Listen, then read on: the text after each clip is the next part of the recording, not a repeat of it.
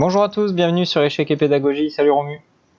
Salut Laurent, salut à tous. Alors on se retrouve pour le deuxième volet de notre étude du principe des deux faiblesses.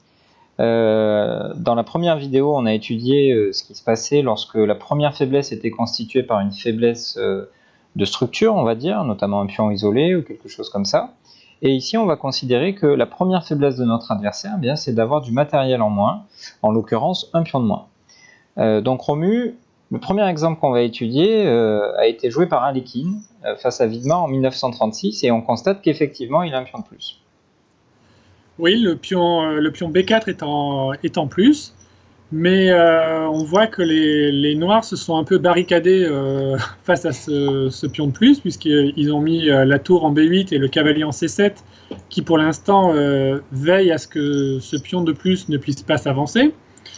Donc, et en plus, la tour blanche en A4 est un peu passive, elle est contrainte de défendre son pion, et elle ne peut pas trop bouger.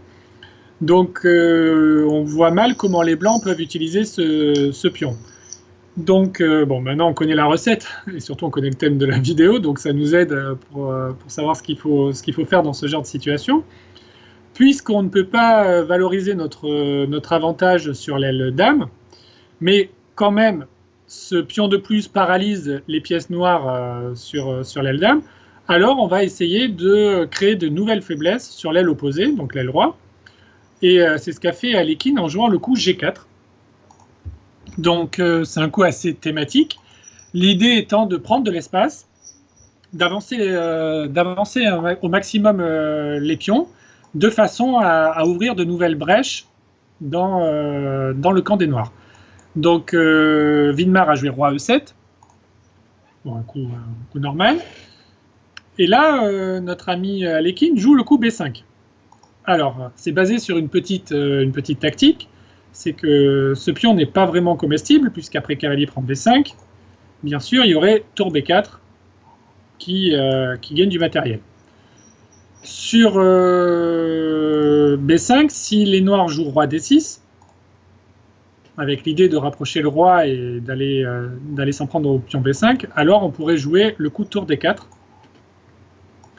Et les noirs se retrouvent obligés de concéder la 7e rangée, et la tour va débouler sur la case D7, et bien sûr, ça ne va absolument pas pour les noirs. Ouais, là on comprend que, excuse-moi je te coupe, oui. On comprend que les blancs abandonneraient finalement leur pion B pour gagner un avantage plus conséquent sur l'aile roi, qui pourrait même prendre la forme de plusieurs pions d'avance cette fois-ci. Ouais, donc il ne faut pas hésiter... Pardon. J'ai dit on est prêt à donner un pion pour en prendre 3. Oui, a priori, c'est ça. C'est un troc intéressant. Ouais. Voilà. En tout cas, ce qu'il ne faut pas oublier quand on a déjà une faiblesse, quand on a déjà un avantage, c'est qu'on peut parfois le troquer contre d'autres avantages plus faciles à réaliser, et c'est souvent ce qu'on va voir dans cette vidéo. Donc pour éviter tour D4, Widmar a joué un coup très logique. Oui, il a joué E5, donc qui prend le contrôle de la case D4, et Alekhine a continué par F4, donc il met en marche son rouleau compresseur sur l'aile roi, et en même temps, il s'en prend au pion E5. Ici, Widmar n'a pas forcément bien réagi. Certainement, les noirs auraient dû prendre en F4. C'était certainement la meilleure suite. Alors, bien sûr, après pion prend F4, les blancs vont dérouler leur plan. Ils vont monter le roi, ils vont probablement essayer de faire tour D4. Ils vont avancer les pions sur l'aile roi. Bon, tout ce qu'on a dit reste évidemment valable. Mais ici, Widmar a préféré jouer F6. Donc il a voulu maintenir coûte que coûte un pion sur E5. Mais, donc ça c'est l'avantage, mais l'inconvénient c'est que le pion E5 va se retrouver un peu isolé, et donc risque d'être une faiblesse supplémentaire.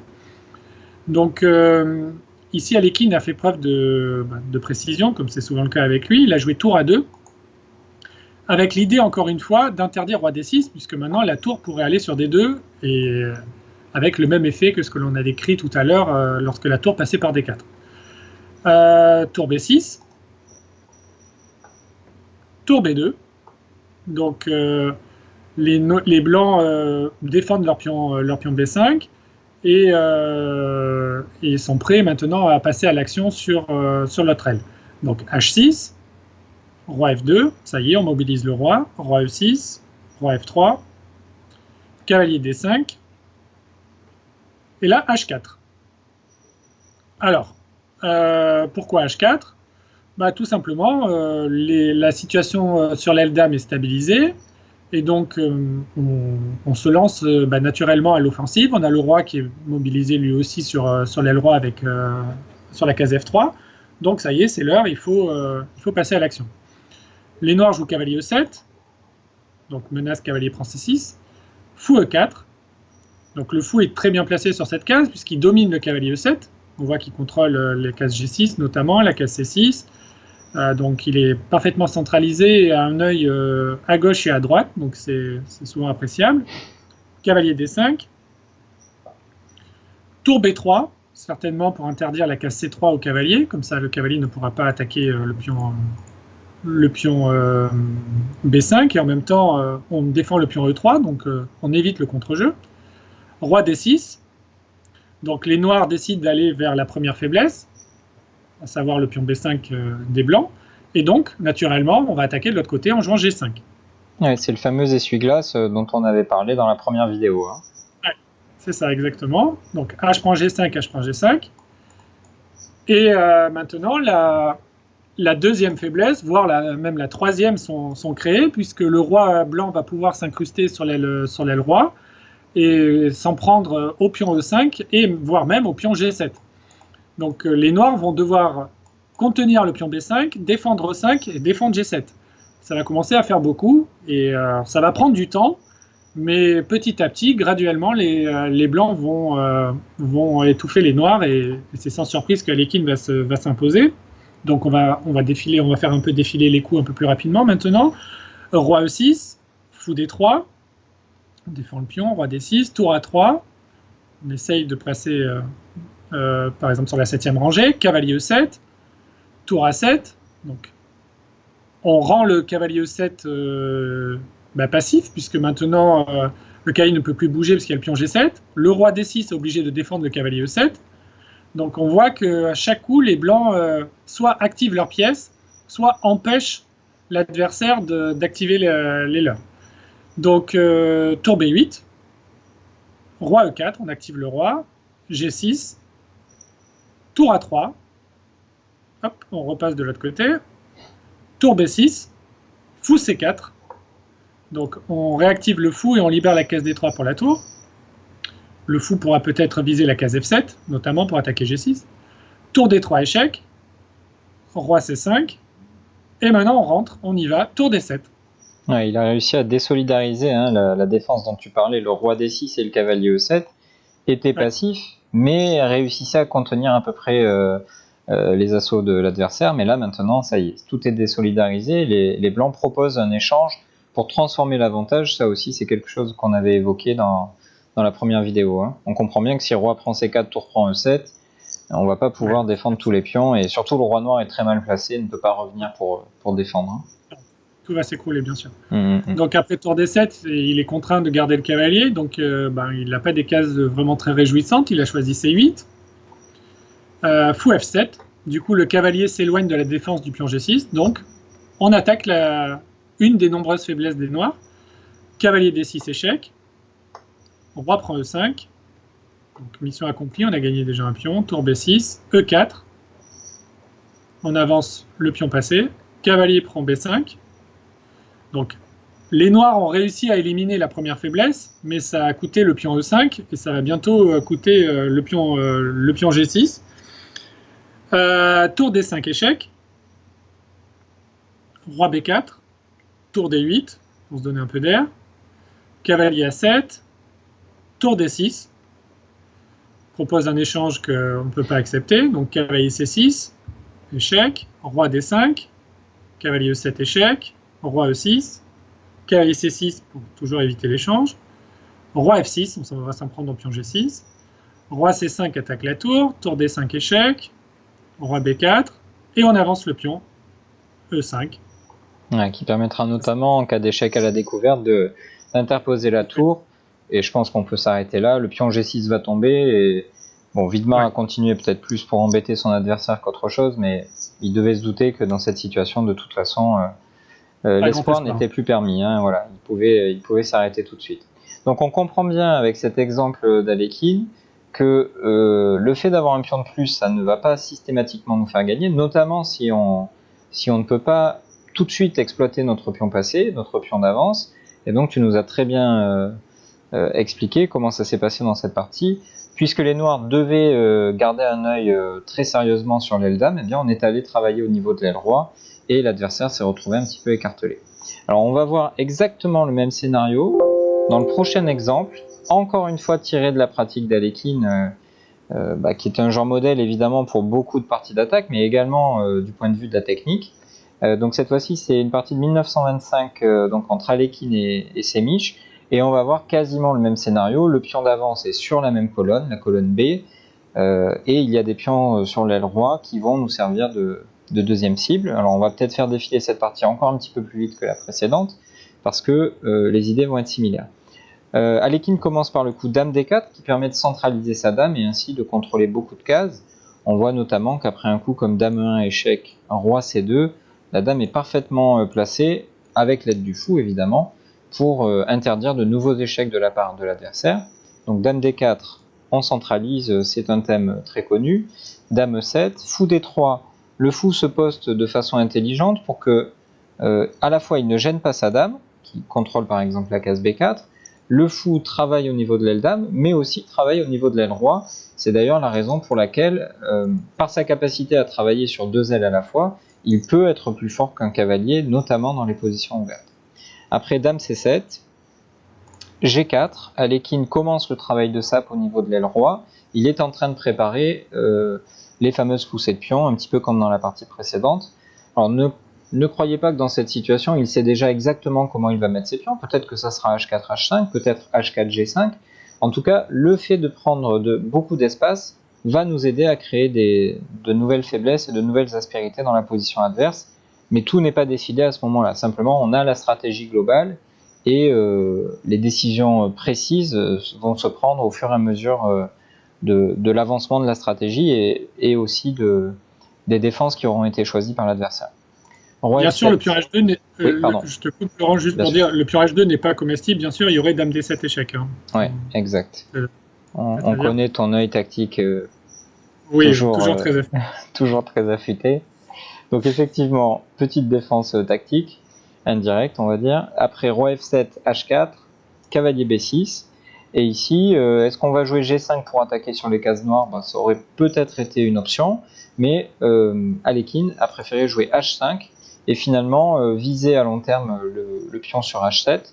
Il est compliqué pour les noirs de ne pas prendre sur H5 parce que, au-delà du fait que les blancs pourraient peut-être prendre sur G6 eux-mêmes et créer une faiblesse, il faudrait peut-être se méfier des coups comme H6 et ce pion extrêmement avancé pourrait nous donner par la suite des idées à base de G5 suivi de dame G7 échec, et on comprend bien que si le pion H7 est pris ou dévié, eh bien le pion H6 va coûter très très cher à l'adversaire.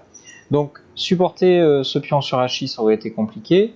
Semish a décidé donc d'échanger, mais on va dire qu'il y a quand même beaucoup de défauts il y a toujours autant de défauts dans la position des noirs. Ils ont désormais, en plus du pion passé sur la colonne B à surveiller, deux pions isolés sur F6 et sur H7. Donc le deuxième front à l'aile roi est créé, et patiemment, comme il savait le faire, Alekhine va réussir à en profiter. Dame C6, fou E4, évidemment on ne va pas donner nos pions, notamment le pion F3, et après dame B5, le fameux coup H6 dont on avait parlé. On comprend bien que ce pion vaut peut-être même plus cher que le pion B2, tout simplement parce qu'il est beaucoup plus proche de la case de promotion. Dame B3 pour tenter de pêcher un petit peu en eau trouble, notamment avec le tandem dame et cavalier, mais avec un petit coup de prophylaxie, on va dire, par fou C2, on fait battre en retraite la dame de l'adversaire qui est obligée de rester au contact de son cavalier, et après dame B5, dame D3, force l'échange des dames, et tout s'écroule finalement. Dame prend D3, fou prend D3, le pion H7 est perdu, et la partie bien sûr est terminée. Ce qui est étonnant finalement dans ce fragment, Romu, c'est que Alekhine a un pion d'avance dans la position initiale, qui est sur B2, et pour concrétiser son avantage, eh bien, il ne va même pas essayer de l'avancer. Ou en tout cas, il va garder la menace sous le coude et travailler seulement de l'autre côté.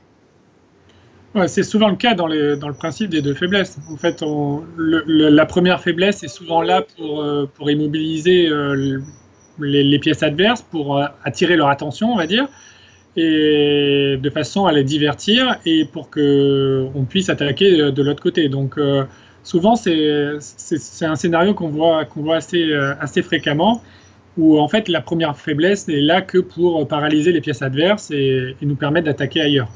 Donc là, c'est exactement ce qu'il a fait en gagnant sur l'aile roi alors qu'il avait un pion de plus sur l'aile dame.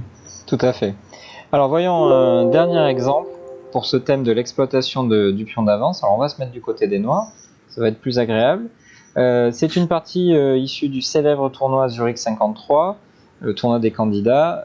Donc c'est la partie entre Gligoric et Smyslov. Le trait est au noir et Smyslov a un pion d'avance. Donc tu vas nous expliquer comment il va, avec sa fameuse technique légendaire, réussir à concrétiser cet avantage d'un pion. Ouais, en effet, les noirs ont un pion de plus, mais ce pion est doublé, puisqu'on voit les pions E6 et E5 qui sont doublés. Donc les blancs ont une majorité de pions à l'aile dame, donc ça peut leur procurer peut-être sur le long terme un certain contre-jeu, avec la possibilité éventuellement de se créer un pion passé, avec 3 pions contre 2. Donc il s'agit d'être méthodique avec les noirs pour gagner cette position, en tout cas essayer de la gagner. Et il va falloir être patient et procéder en plusieurs étapes. La première étape va consister à jouer tour F D8, donc c'est ce qu'a fait Smyslov. Quelle est l'idée? On comprend que notre pion de plus, pour le moment, il n'est pas vraiment possible de le valoriser puisqu'il est doublé et bloqué. Donc il va falloir créer une deuxième faiblesse. Et lorsqu'on crée une deuxième faiblesse, on avait déjà évoqué ce scénario dans la vidéo précédente sur la structure de pion. Il est souvent inspiré, disons, d'échanger une paire de tours. Pourquoi? Puisque tout simplement, s'il y a 2 faiblesses, une tour aura bien plus de mal de défendre 2 faiblesses qu'une seule. Et s'il y a 2 faiblesses, c'est beaucoup plus simple de défendre avec 2 tours qu'avec une seule. Donc, évidemment, les noirs ici vont essayer d'échanger une tour. Donc, c'est ce qui s'est passé avec tour FD8, tour AD1, tour prend D2, tour prend D2. Roi F8. Donc, pourquoi? Pour ramener le roi sur E7, de façon à bien contrôler la case D7 et ne pas permettre à la tour blanche de rentrer dans le camp des noirs. F3, roi E7, roi F2. Et donc, on a échangé la paire de tours dans l'optique de créer une deuxième faiblesse. Maintenant, reste à savoir quelle va être la deuxième faiblesse. Cette deuxième faiblesse va être la création d'un pion passé sur l'aile roi. Pourquoi? On voit tout simplement que sur l'aile roi, les noirs ont beaucoup plus de pions que les blancs. Et en avançant les pions H et G, les noirs vont avoir la possibilité de se créer un pion passé sur la colonne H et donc créer une deuxième faiblesse sur cette aile. On voit que le contrôle de la colonne D n'est pas vraiment très utile pour les blancs puisque, je viens de le dire, les noirs contrôlent toutes les cases d'entrée. Donc ici, les noirs ont joué H5, roi E3, G5. Donc ça force la tour à aller, puisqu'on menace H4 qui serait quand même problématique, ça force la tour blanche à aller sur H2. Donc si elle va sur H2 pour contenir la deuxième faiblesse, alors on utilise la colonne qui vient d'être abandonnée en jouant tour D8, et on revient donc plutôt à la première faiblesse. Ici les blancs jouent tour H1, donc ils sont obligés d'attendre passivement. Et ici, donc, on a un pion de plus. On aimerait se créer un pion passé, mais on est freiné par la tour blanche. Donc il faut essayer de rajouter encore une fois une faiblesse dans le camp adverse. Et c'est ce qu'il a fait avec le coup suivant en jouant G4. L'idée de ce coup est en fait de faire disparaître le pion F3 de l'échiquier, ce qui va affaiblir le pion E4. Et donc, si le pion E4 se retrouve affaibli, la tour D8 va pouvoir, par exemple, se rendre sur la case D4. Le cavalier F6 attaque déjà ce pion E4, et on voit donc que les blancs vont devoir surveiller la colonne D qui s'est ouverte et qui est maintenant aux mains des noirs, le pion E4 qui va être isolé, plus évidemment l'aile roi où des choses peuvent se passer, et notamment sur le pion G3 qui risque aussi d'être isolé. Donc ça commence à faire beaucoup. Donc ici les blancs ont joué pion prend G4, cavalier prend G4, échec, roi E2, cavalier F6, bien sûr, on ne laisse pas le pion H5, et en même temps on surveille le pion E4. Donc roi E3, tour D4, donc c'est ce que je disais, tour F1, donc les blancs sont complètement passifs, on voit que le roi E3 et le cavalier C3 sont obligés de défendre le pion E4, cavalier G4 échec, roi E2, et malgré la passivité des blancs, il faut encore travailler avec les noirs, c'est pas aussi simple, les blancs, bien que passifs, arrivent à défendre à peu près tout dans la position, donc il faut rajouter la petite goutte qui va faire déborder le vase, et cette goutte va être apportée par le roi, puisque c'est la seule pièce qui, pour le moment, ne participe pas à l'attaque des faiblesses, en jouant roi F8. L'idée, c'est se diriger vers l'aile roi, et notamment le pion G3 et aussi le pion E4, se rapprocher de ces deux pions pour rajouter un attaquant aux faiblesses blanches. Donc, ce qu'on peut voir aussi, c'est que ce roi on avait distribué à ce roi une mission. Lorsqu'on l'avait amené sur E7, c'était de contenir la tour blanche qui espérait entrer sur D6, sur D7, sur D8. Et donc, une fois que la mission est accomplie et que le roi n'a plus de rôle à jouer sur cette case-là, on lui donne une nouvelle mission. C'est vraiment important que chaque pièce ait un rôle à jouer et ne pas oublier qu'une fois que le rôle a été joué, eh bien, voilà, il ne faut pas laisser ces pièces au chômage, il faut systématiquement leur redonner un nouveau travail. Donc là, ça peut être pour attaquer les pions, ou bien ça pourrait être aussi pour soutenir finalement l'avancée de notre majorité avec F5. Hein. Ouais. Et justement, pour rebondir sur ce que tu viens de dire, tout à l'heure, le roi avait un rôle plutôt défensif, puisque sa mission était de contenir l'invasion de la tour blanche sur la 7e rangée. Maintenant, c'est là qu'on voit les progrès qu'ont fait les noirs dans cette position, c'est que maintenant le roi noir a un rôle plutôt d'attaquant, puisque maintenant il va se joindre au cavalier et à la tour pour attaquer les faiblesses. Donc on voit que la balance penche de plus en plus en faveur des noirs, qui avaient un pion de plus, qui avaient la tour et le cavalier qui étaient actifs, mais leur roi qui était obligé de contenir l'invasion de la tour, et maintenant même le roi va se joindre à l'attaque. Donc ça veut dire que toutes les pièces noires vont attaquer les faiblesses, tandis que toutes les pièces blanches vont les défendre.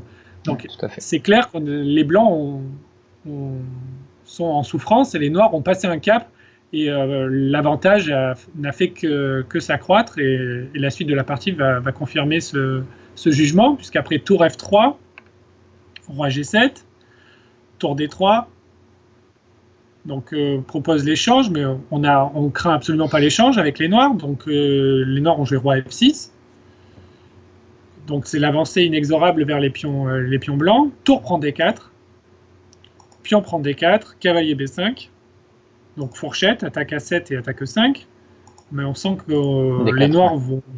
D4 et A7, on sent que les noirs vont pas être trop traumatisés par la disparition du pion A7, donc roi D4, roi E5, je vais y arriver, donc on attaque E4, cavalier prend A7, roi prend E4, et donc là on voit bien que les pions noirs sont maintenant prêts à avancer, et les blancs ne sont pas en mesure de trouver du contre-jeu, même s'ils ont 3 pions contre 1 sur l'aile dame, les pions sont trop difficiles à mettre en marche. Cavalier C8.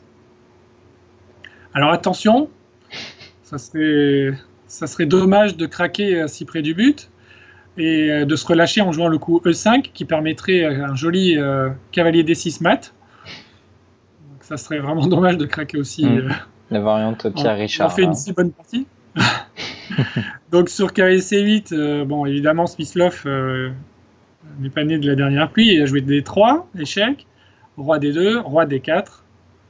Donc là on déroule le tapis rouge pour le pion E qui est prêt à s'avancer. C5, bon, il a continué par inertie, puis on prend C5, cavalier D6, et après cavalier E5, il a estimé qu'il fallait s'arrêter parce qu'il avait 2 pions de moins, et évidemment ça représentait pas vraiment de difficulté pour un joueur comme Smyslov de gagner cette position. Oui, tout à fait. Donc on voit, grâce à ces 3 exemples, que l'exploitation d'un pion de plus ne passe pas nécessairement par le fait d'avancer ce pion comme on peut parfois le croire. Évidemment, quelquefois ça peut arriver, hein, que notre pion d'avance soit simplement un pion passé qu'on va gentiment faire fructifier, mais lorsque ce pion supplémentaire est bloqué par l'adversaire ou bloqué du fait de son doublement, comme on l'a vu là dans la partie de Smyslov, eh bien, il faut être suffisamment patient pour aller créer de nouvelles zones de conflit, de nouvelles zones d'attaque, on va dire, afin justement de surcharger l'adversaire du point de vue de la défense et finalement de le faire craquer. Donc une nouvelle fois, il faut être patient dans ce genre de position technique et montrer toute l'étendue de notre organisation stratégique, on va dire. Donc merci Romu pour ces jolis exemples et toutes tes explications. On espère que vous avez apprécié la vidéo. Si c'est le cas, n'hésitez pas à la liker et à nous faire part dans les commentaires de vos suggestions, de vos remarques ou éventuellement des améliorations que vous souhaiteriez qu'on apporte à nos vidéos. On vous remercie pour votre fidélité et on vous dit à très vite sur Échecs et Pédagogie. À bientôt, au revoir.